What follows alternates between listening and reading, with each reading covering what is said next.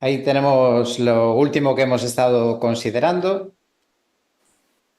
Eso, las figuras de lenguaje, porque hay una gran belleza, una riqueza en la revelación de Dios. Son palabras que suenan un poco raras, seguro, para algunas personas, pero no importa la palabra, sino lo que hay detrás. Y hemos estado hablando de eso, de las comparaciones y esas otras figuras. Hoy vamos a ir a una para la cual os puse una tarea, pero de la tarea hablaremos en su momento. Antes vamos a explicar algunas cosas. Entonces vamos hoy con el tema siguiente, que es la alegoría. Son lo que se llaman figuras compuestas, porque no llevan una sola. La alegoría es cuando en una narración se representa de forma figurada pues lo que se quiere comunicar. En realidad es como una sucesión de metáforas, una más otra, y juntas forman esa alegoría. Y en la metáfora, si os acordáis, lo que se hace es que sustituye directamente la comparación. Decíamos en el ejemplo de la tribu de Judá, no se dice que es como un león, sino dice que la tribu es el león de Judá directamente, ¿no? La tribu de Judá es el león de Judá. No dice cómo. Cuando es una metáfora es que sustituye directamente una palabra por otra. Y en las alegorías, pues lo que tienen es que permiten varias aplicaciones, ¿no? O interpretaciones. Si el autor de la alegoría no nos la explica, pues en general tenemos dificultades para reconocerla. En la imagen está la más famosa, conocida, un libro clásico que todos deben haber leído y si no, lo deben leer, que es El progreso del peregrino, libro famoso, pero es una alegoría precisamente porque cuenta de esa forma la vida, el progreso del cristiano desde que conoce al Señor hasta que llega al cielo y todas las circunstancias diferentes que nos ocurren en la vida. Y es una alegoría. Ahora vamos a ver ejemplos. Vamos a poner la siguiente. Y la mejor manera de aprender es viendo los ejemplos y de paso también nos sirve para entender a veces dificultades que podemos tener en algunos pasajes de la Biblia. Entonces aquí un primer ejemplo sería Juan capítulo 10, donde nos habla de esa historia conocida, esa parábola, esa alegoría realmente que contó el Señor, que habla del pastor y las ovejas y el redil. Bueno, lo podemos leer rápidamente. Dice, en verdad os digo, el que no entra por la puerta en el redil de las ovejas, sino que sube por otra parte, ese es ladrón y salteador. Pero el que entra por la puerta es el pastor de las ovejas. Y voy saltando al versículo 6, dice Jesús les habló por medio de esta alegoría. Pero ellos no entendieron qué era lo que les decía. Entonces Jesús les dijo de nuevo, en verdad os digo, yo soy la puerta de las ovejas. Todos los que vinieron antes de mí son ladrones y salteadores, pero las ovejas no les hicieron caso. Versículo 11, yo soy el buen pastor da su vida por las ovejas. Y versículo 14, otra vez, yo soy el buen pastor y conozco mis ovejas y las mías me conocen. Es un ejemplo muy claro, ¿no? Porque Jesús mismo dice que está contando una alegoría. Y además resalta cómo los que la escucharon, la parte de la alegoría, no la entendieron lo que quería decir. Y Jesús tuvo que dar una explicación. Ahora, si queréis trabajar un poco, y así no hablo yo solo, podéis hacer aportaciones de qué metáforas usó Jesús ahí, en esta historia que él cuenta, esta alegoría, cuáles son las metáforas principales que Jesús utilizó. ¿Queréis proponer alguna o no? Sí, Sí, te escuchamos. cuando dice yo soy la puerta de las ovejas, Jesús es la puerta, se está identificando él como la puerta. Así es, la puerta del Esa, redil de las ovejas. claro. Muy bien. ¿Más?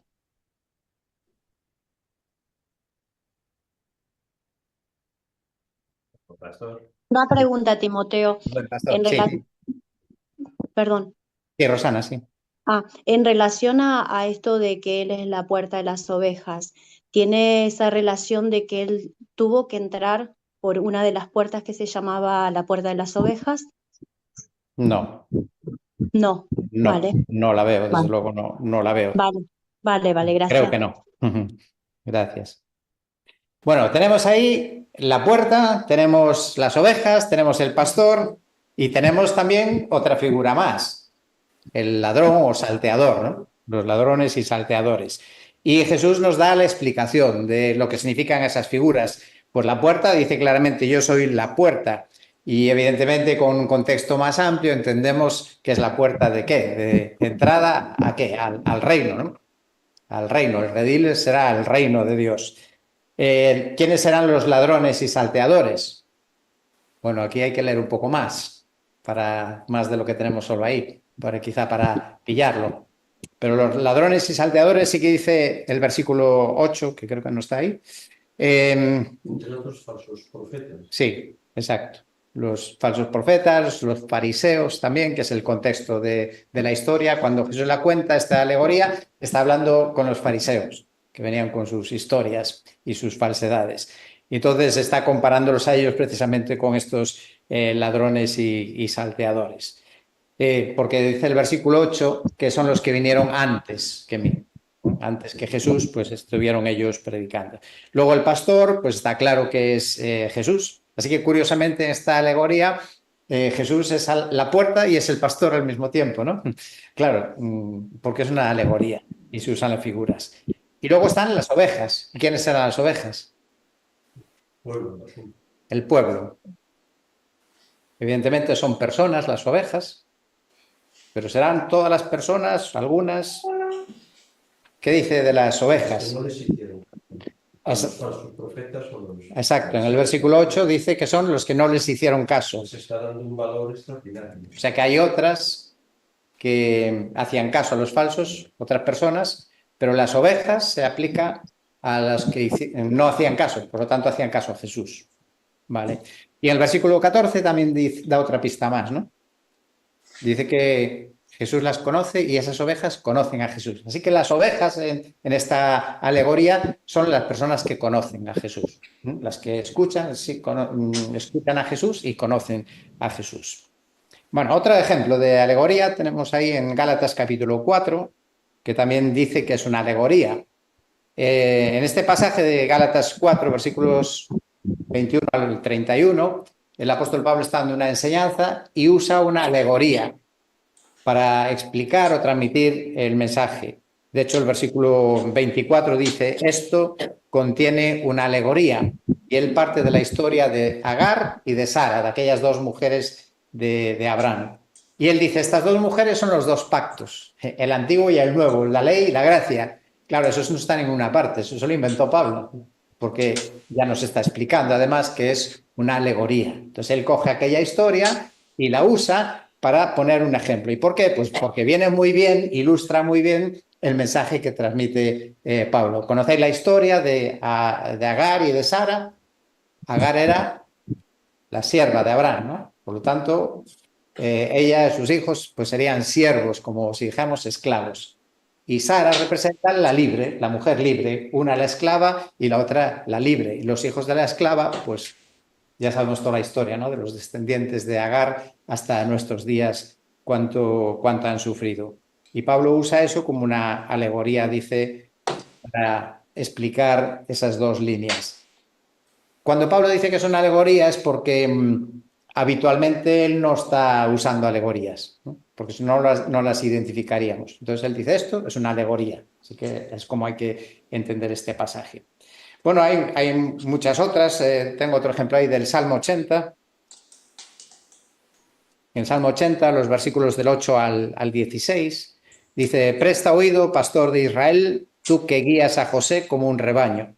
Tú removiste una vid de Egipto, expulsaste las naciones y la plantaste. Limpiaste el terreno delante de ella, echó profundas raíces y llenó la tierra. Versículo 12, ¿por qué has derribado sus vallados de modo que la vendimian todos los que pasan de camino? Versículo 14, mira y ve desde el cielo y cuida esta vid, la cepa que tu diestra ha plantado, está quemando. ¿De qué está hablando el Salmo 80? ¿A quién se refiere? ¿Quién es esa vid? ¿Quién puede ser? El pueblo de Israel. Sí, exacto, el pueblo de Israel. Tanto aparece como un rebaño o también como una vid. ¿Y qué es lo interesante que dice de esta vid? Pues que fue removida y plantada. ¿Y a qué se refiere? Cuando estaba en Egipto, entonces fue como arrancado, sacado de Egipto. ¿Y dónde fue plantado? En el desierto, ahí muy plantado no, porque se andaba moviendo, ¿no? En la tierra prometida. Al final, su destino fue que fueran plantados, arraigados en la tierra prometida. Y por eso habla ahí de que ahí echó profundas raíces, llenó la tierra, ocuparon la tierra prometida. Pero como sabemos por la historia, Israel por su desobediencia, pues sufrió invasiones y muchas desgracias. Y entonces ahora este salmo está recogiendo ese lamento del pueblo de Dios, donde dice, ¿por qué has derribado sus vallados? ¿No? Como que Dios levantó la cerca, el cercado de la viña que la protegía, y Dios había hecho que hubiera caído esa cerca, ¿no? Derribado, y entonces venían los que pasan por el camino y estaban, dice aquí, los que pasan por el camino pues estaban llevándose el fruto, ¿no? Lo que le correspondía a la nación de Israel. Y entonces le pide al Señor y le dice, mira desde el cielo, cuida esta vid, la cepa que tu diestra ha plantado. Así que está pidiendo que el Señor vuelva a cuidar de su vid, ¿no? Claro, ¿por qué tenemos eso en la Biblia? Pues porque es una forma muy gráfica de dar una enseñanza y que es muy fácil de recordar.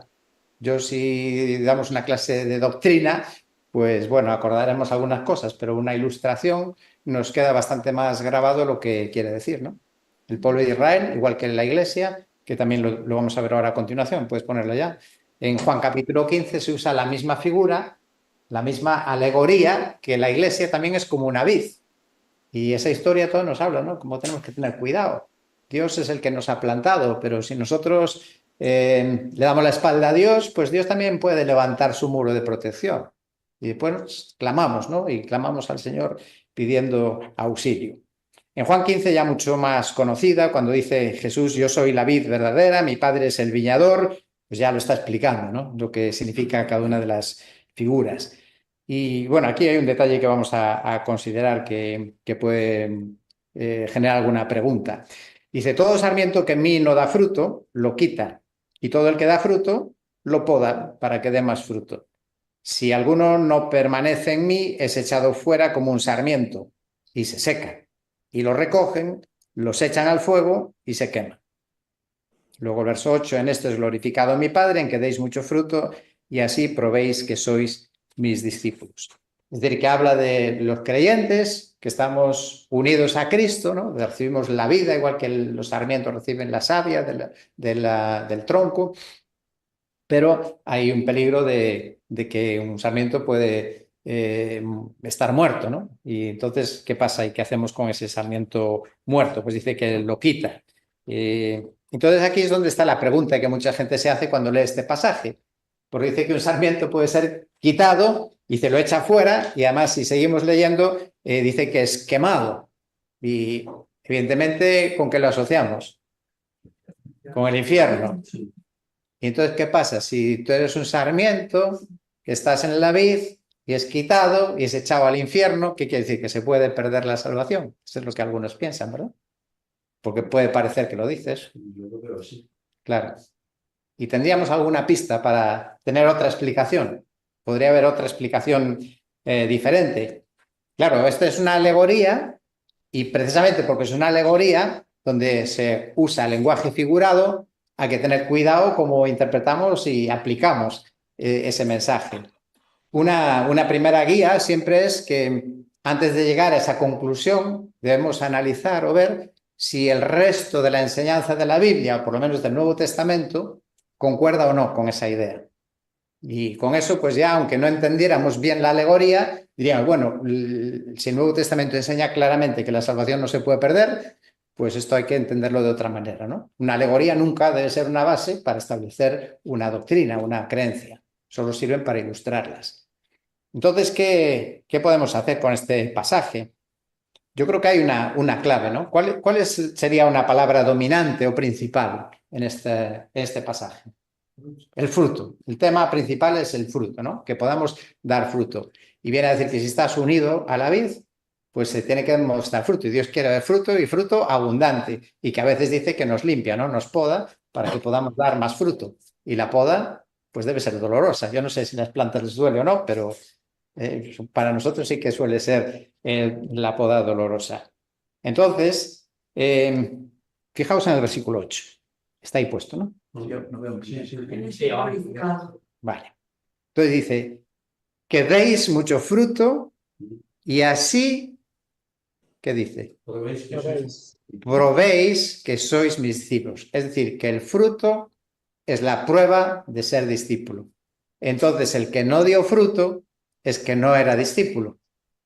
Entonces, así se entiende, ¿verdad? Que esos que son arrancados realmente no eran discípulos. Y es verdad que en medio de la iglesia, nosotros no lo sabemos, hay muchas personas que puede parecer que son creyentes, pero a lo mejor no lo son. Y por eso un día, cuando el Señor juzgue, habla en los evangelios de que separará a unos de otros, ¿no? Y algunos incluso dirán, oye, pero Señor, que yo también estaba ahí, ¿no? Entonces, creo que es así como tendremos que entender este pasaje. Y también Juan, el mismo autor, del escritor, mejor dicho, de esta alegoría que Jesús contó, también en su primera carta habla de algunos que estuvieron con nosotros, ¿no? Y que salieron de nosotros porque no eran de nosotros. Entonces, algunos se ven y otros no. Otros será, cuando lleguemos al cielo, pues habrá sorpresa, seguro.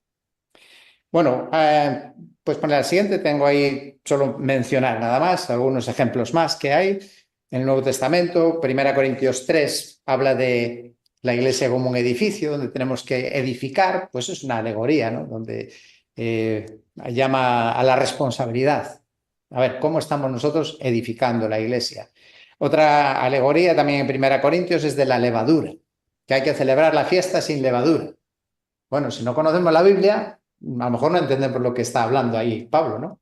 De que el domingo cuando vengas a celebrar la fiesta, que vengas sin levadura. ¿No? ¿Qué es lo que quiere decir? ¿De qué está hablando? Pues una alegoría. La levadura, ¿qué representa en la Biblia? La malicia. La malicia es parte también, sí. ¿Qué más podríamos decir que es la levadura? En general.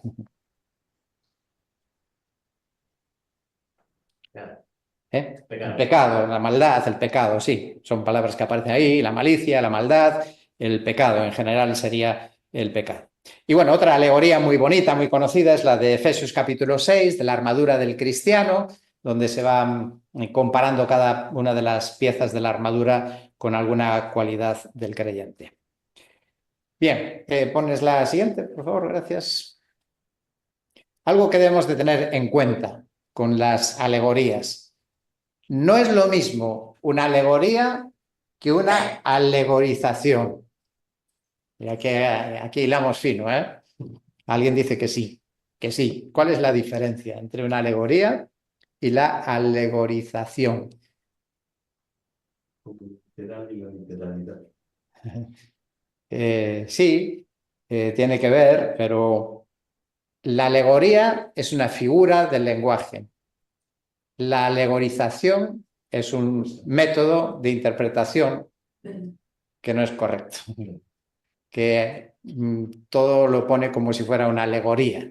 Y claro, así haces una interpretación como tú quieras, porque a cada cosa le das el sentido, el significado que tú quieras. Entonces, ¿entendisteis eso, no? Sí. La alegoría es algo legítimo, es bíblico, la alegorización nosotros no la compartimos. Ese método de interpretación de la Biblia no lo compartimos. Entonces, la interpretación no siempre es fácil, ¿no? Hasta ahora vimos algunos ejemplos que yo creo que pueden ser más o menos fáciles. Y ahora sí que vamos a ir al tema que os propuse, a la tarea. Puedes poner el pasaje, que es Eclesiastés capítulo 12. Y en Eclesiastés capítulo 12, pues os pedí que investigarais, porque es una alegoría. En ese caso, realmente no se explica mucho, solo se dice que habla de los días de la vejez, ¿no? De la ancianidad, que los describe con esta alegoría. Entonces, os pedía a ver si podíais identificar esas metáforas, lo que significa cada una de ellas, y os adelanto que algunas son más o menos fáciles de identificar y hay alguna donde hay diversas perspectivas, ¿no? De qué es lo que puede significar. Bueno, entonces, si lo habéis trabajado, la primera que aparece ahí, la primera metáfora, son los guardas de la casa. Dice, el día cuando tiemblen los guardas de la casa. ¿Qué pensáis que es eso?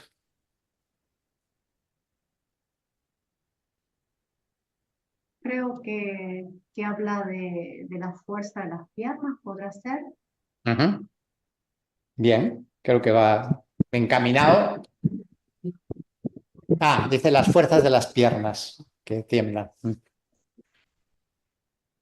Yo iba a decir los brazos. También los brazos. Sí, Parece que son todo partes del cuerpo. sí, sí, así es.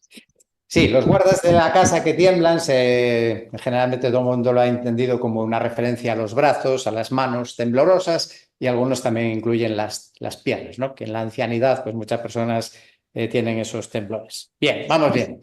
La siguiente. No, tú no lo ves. No digo que no soy capaz de entenderlo, tampoco yo no hice deberes porque no participé en esta. Vale, muy bien. La verdad es que no entiendo nada. Estás dispensado. Espero que algo entiendas después de lo que hablamos aquí.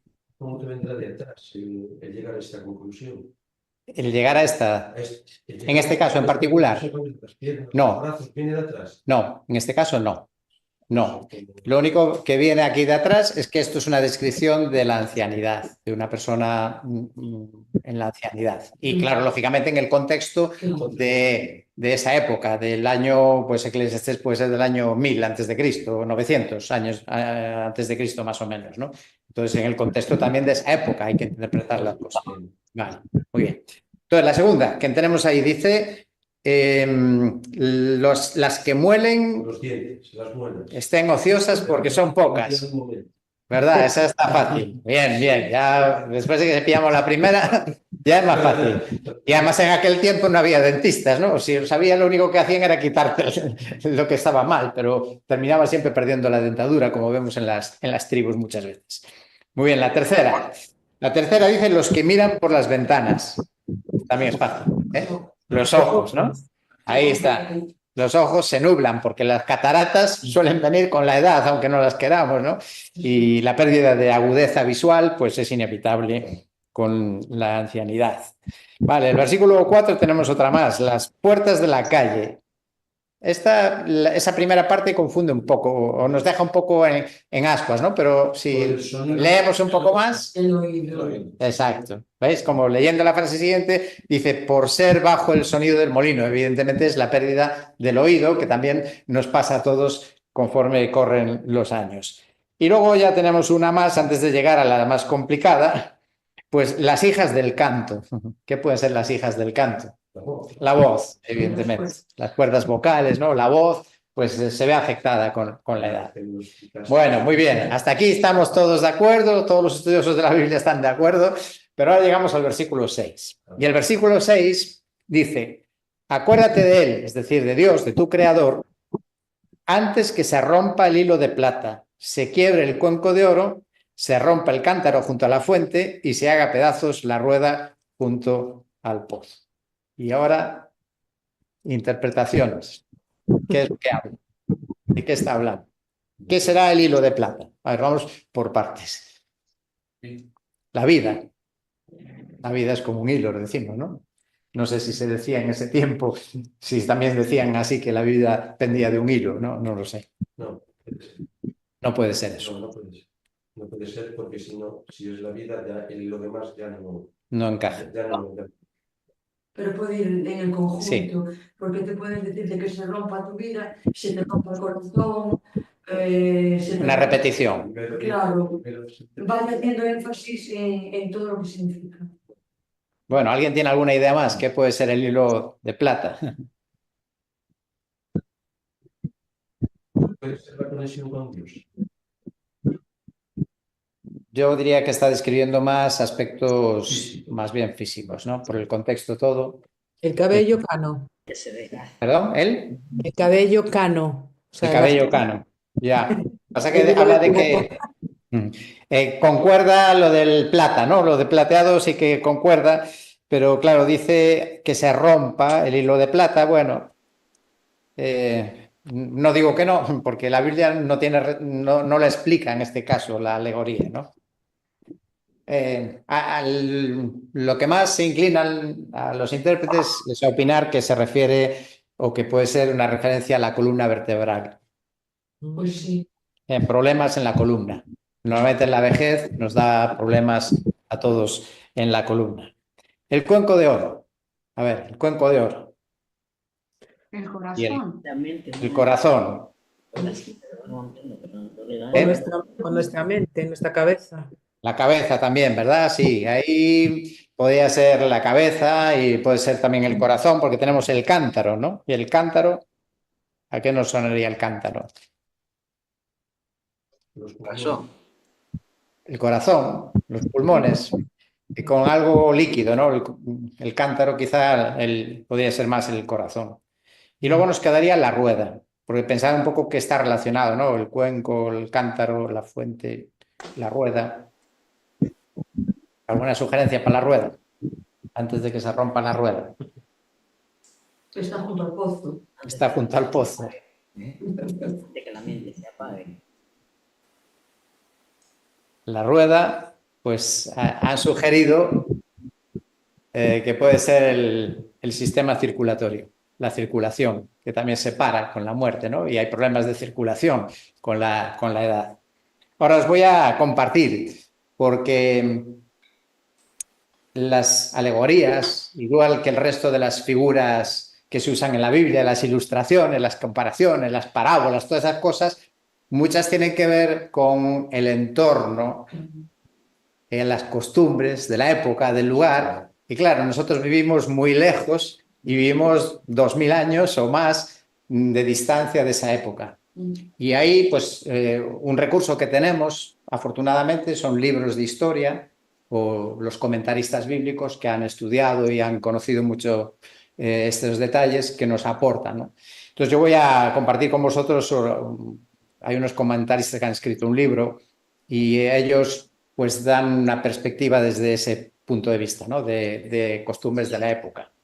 Y ellos dicen que todo este conjunto del versículo 6 es una descripción de la muerte, pero utilizando dos figuras de lo que se vivía en el este. Y dice, en el este se utilizaba una lámpara frágil que se colgaba desde el techo por un hilo de seda tejido con plata.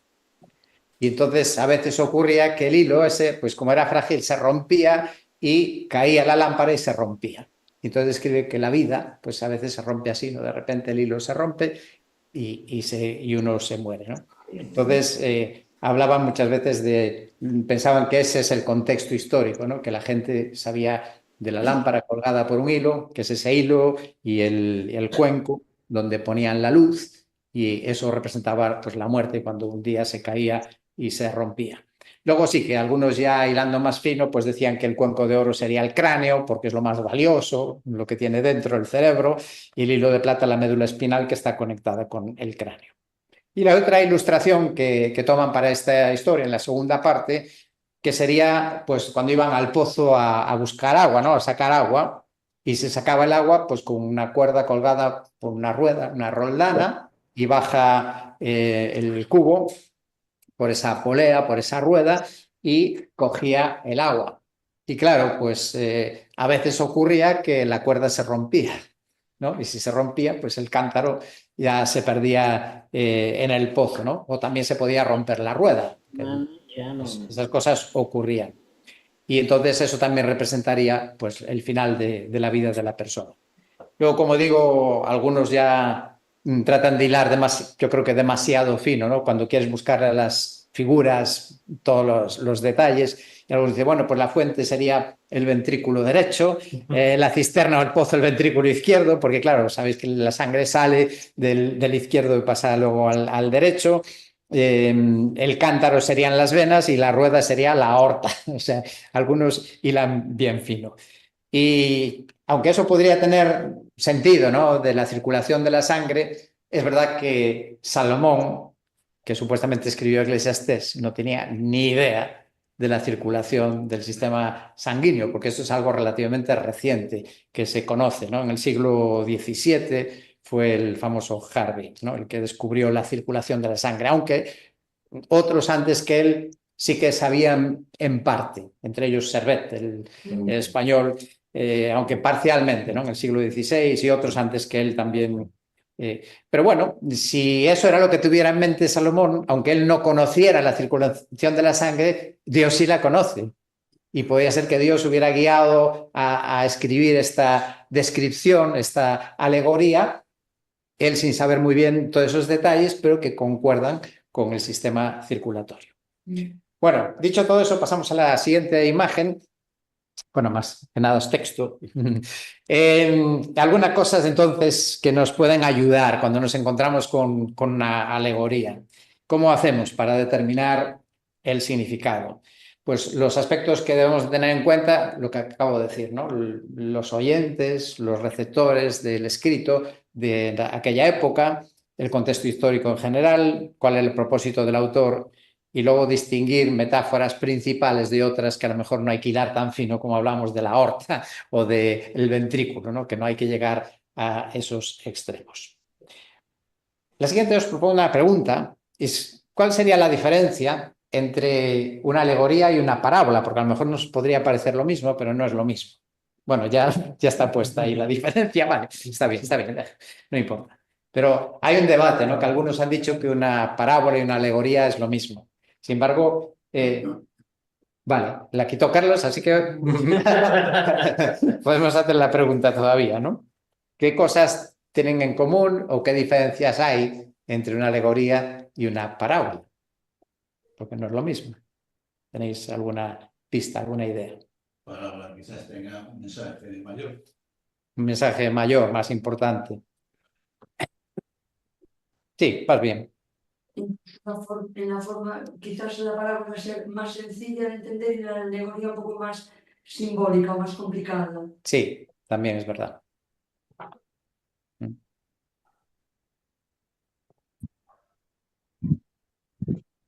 Bueno, puedes poner la Carlos. ¿Perdón? Perdón, ¿la parábola no es más bien una historia real? No, está basada, sí, está Sí, basada en hechos reales, sí, mientras que la alegoría es ficción. Sí, puedes ponerla. claro. Sí, esa es la diferencia, una de las diferencias, ¿no? En la alegoría, además, cada una de las figuras tiene un significado, mientras que en la parábola hay solo una lección principal. A ver, podemos hacer aplicaciones, pero principalmente hay un mensaje central en la parábola y el resto más bien sirve de apoyo. También lo que hemos dicho, ¿no? Que la alegoría es más difícil de interpretar, el autor nos lo tiene que explicar, qué es lo que quiere decir. Y así lo hemos visto en los ejemplos. Mientras que la parábola más o menos se entiende. Quizá podemos no entender todos los detalles, pero la idea principal de la parábola sí que se puede comprender.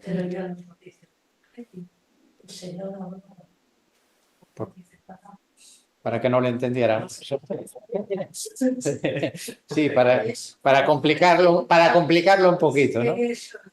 Sí. Así que todo tiene su dificultad, por eso necesitamos ojos grandes para que el Señor abra nuestros ojos para entender la palabra. Perdón, Sí. entonces, si en la alegoría había que explicar, porque no se entendía bien, la parábola, porque dice la parábola que explica el Señor Jesús sobre las semillas, cuando le explica a los discípulos, ¿eso sería entonces una alegoría? No, porque es una parábola, y dice que es una parábola, ¿no? Sí. A ver, que no lo entendieran todo no quiere decir que sea una alegoría, ¿no? Quiere decir que es más difícil. La alegoría quiere decir que es imposible de ver por dónde van los tiros si no te lo explican. Mientras que la parábola, es verdad que a veces no se entiende, pero se entiende mejor. Con el Eclesiastés, que José dijo, no me entero de nada. Sí. Se entiende, más o menos se entiende, ¿no? Aunque no todos los detalles, o quizá a qué lo quiera aplicar, bueno, puede haber ahí algunas diferencias. Quizás en los símbolos, porque la alegoría, por ejemplo, es muy simbólica y la parábola es real, historia real. Hay una mezcla, ¿no?, entre cuestiones simbólicas y elementos reales. Sí, esa es quizá la diferencia principal, sí, porque la otra en la parábola es una historia que podían ver qué ocurría a su alrededor, ¿no? Que tenía elementos cotidianos incluso. Sí, exacto.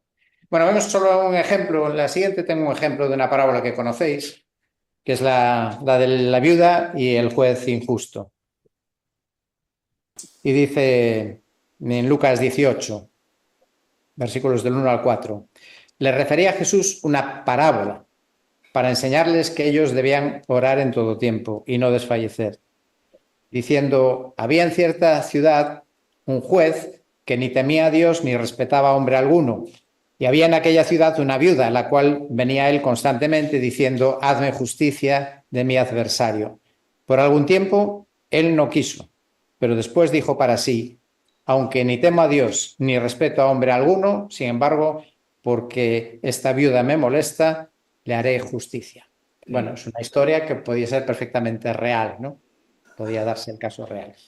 Ahora, ¿cuál sería una interpretación errónea en este caso de esta parábola? ¿Cuál podría ser una conclusión equivocada leyendo esta parábola? No quiero entender esa. Que el Señor le molesta nuestras oraciones y que al final cuando las contesta es porque nos ponemos pesados, ¿verdad? Esa puede ser la primera impresión. No, tú no. ¿Tú cuál es tu impresión? No, ¿cuál sería tu interpretación? No pienso que eso sea. Claro, porque tú descartas ya de antemano a priori que Dios puede hacer eso. Claro, entonces evidentemente no encaja. Ese es un buen criterio para interpretar bien. O sea, aunque digas no sé lo que quiere decir, pero esto tengo claro que no puede ser. No sé lo que quiere Muy decir, bien. sin embargo, eso no. Es una buena respuesta. No sé quién es, pero verdaderamente tiene razón. ¿Verdad? Podría parecer que dice eso, ¿no? Parece que dice que hay que insistir para que el Señor nos conteste, ¿no? Y si no insistimos, entonces pues no nos va a contestar. Ahí anda un poco más cerca. Anda un poco más cerca de... Claro, en este caso la parábola es clara porque lo explica al principio de todo. Dice, le refería a Jesús una parábola para enseñarles que debían orar en todo tiempo y no desfallecer. Lo está explicando ahí qué es lo que quiere decir Jesús con eso. No quería decir de que nuestras oraciones son molestas, ni que nos va a contestar porque nos ponemos pesados, y entonces por eso, claro, vamos a repetir la oración 1000 veces para que así al final me va a contestar. No, eso no garantiza nada. Pero sí enseña la constancia. Entonces, la parábola, lo que quiero decir, a diferencia de la alegoría, aquí hay solo una enseñanza, que es esa.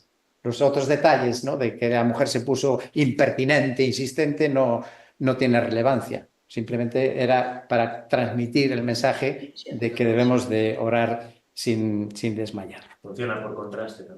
Sí. ¿No? Si el juez es injusto, si no teme a Dios, si la mujer es además molesta, pero Dios no es así, ¿no? Claro. Las relaciones. Pues sí. Muy bien.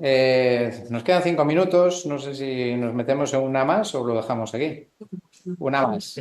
Bueno, esta la vamos a hacer rapidito. Venga, pon la siguiente. Ahora vamos a hablar de las fábulas. ¿Qué tal las fábulas, no? Interesante. Una enseñanza moral. A diferencia de, ya me voy a adelantar, de las parábolas que tienen una enseñanza espiritual, la fábula es una enseñanza moral, simplemente. La famosa de Esopo.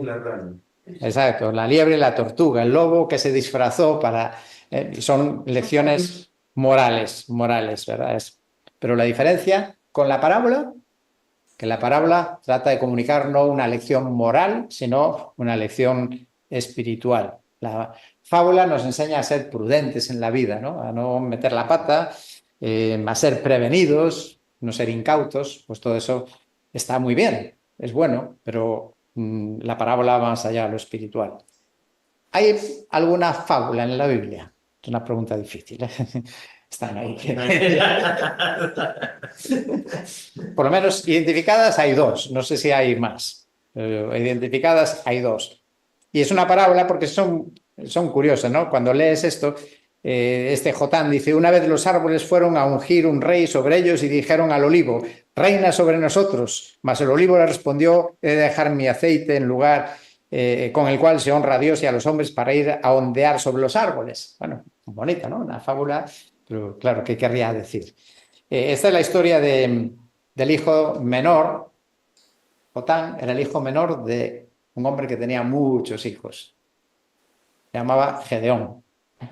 Y resulta que un día uno de los hijos de Gedeón, pues un poco malvado, porque era hijo de una concubina, pues decidió que quería ser el rey.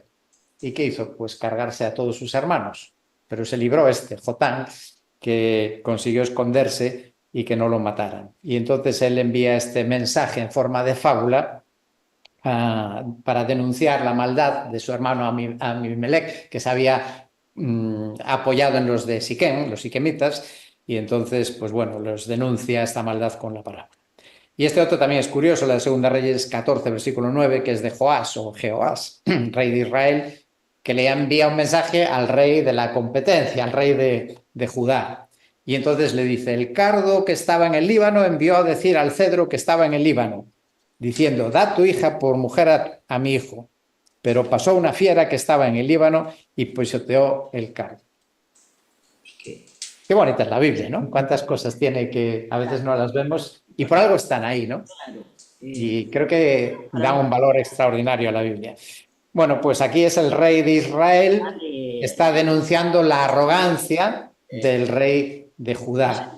Aquí el cardo, pues que era Amasías, era como alguien insignificante, ¿no? Un cardo, mientras que el cedro, pues es un árbol robusto, grande, imponente, importante. Y la fiera, que pisoteó el cardo, pues es el poderoso ejército de Israel, ¿no? que podría aplastar a Judá. Entonces aquí hay... Y la moraleja de esta fábula está en el versículo 10, que dice, ciertamente has derrotado a Edom y tu corazón se ha envanecido, disfruta tu gloria y quédate en tu casa, pues ¿por qué quieres provocar el mal de modo que caigas tú y Judá contigo? Pues la Biblia creo que también nos da a veces ideas de que tenemos que usar estrategias para hablar con la gente, ¿no? Y que pueden mejorar la comunicación o que pueden pues suavizar o comunicar las cosas de una forma más diplomática, ¿no? Como veíamos el otro día. Bueno, la última página que terminamos con esto de la fábula. Lo interesante es que no se encuentra en el Nuevo Testamento, no hay ninguna fábula. Jesús tampoco las usó. No porque sean malas, pero porque su cometido no era dar moralejas. Las palabras de Jesús no son moralejas, son enseñanzas y verdades fundamentales y espirituales. Y de hecho sí que hay varios pasajes, ahí tenéis la lista de 4 del Nuevo Testamento, donde hay una advertencia acerca de no dejarse llevar por las fábulas. Bueno, interesante que eso hay que ponerse en contexto del primer siglo. En el primer siglo, pues la gente no tenía la Biblia como nosotros. Solo algunos muy privilegiados la podían tener. Entonces, ¿qué pasa? Que ¿cómo se transmitían las verdades? La palabra de Dios se transmitía de forma verbal. Y cuando algo se transmite de forma verbal, pues ya sabemos lo que pasa, ¿no? Que a veces se cambian cosas, se mezclan cosas. Y entonces aquí lo que está advirtiendo es que cuidado, no estén mezclando con la palabra de Dios, pues otras historias, parábolas, fábulas o cuentos y rumores que se cuentan por ahí, ¿no? Historias ficticias. Por ejemplo, en la historia antigua pues se mezclaban eso, cuentos con la propia palabra. Hay una frase que se ha dicho muchas veces y alguno me lo dijo, oye, ¿dónde está eso en la Biblia que dice Dios, ayúdate que yo te ayudaré? ¿Verdad? Que suena que parece muy un versículo de la Biblia, pero no está en la Biblia no lo dice.